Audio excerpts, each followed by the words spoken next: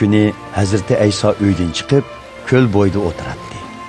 Atrofiga nurg'un odam yig'ilg'ashqa, u bir kemaga chiqib o'ltirdi. Xaloyiq bo'lsa, ko'l bo'yida turishadi. Hazreti Ayso ularga tamsil bilan nurg'un hikmatlarni aytib berdi.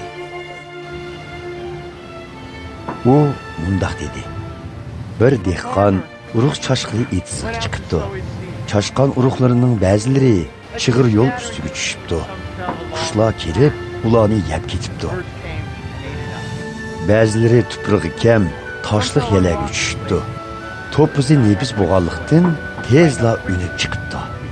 Lekin cho'nqur yildiz topmag'ashqa, kun chiqish bilanla so'lishib, qurib ketibdi. Ba'zilari tikanlarning orsiga tushibdi. Tikanlar o'sib, mayslarni besyapti. Ba'zilari bo'lsa, munbat tuproqqa tushibdi.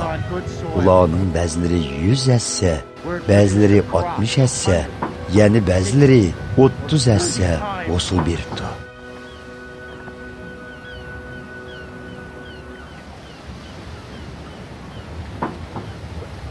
Bu so'zlarni qulog'inglarda ching tutinglar.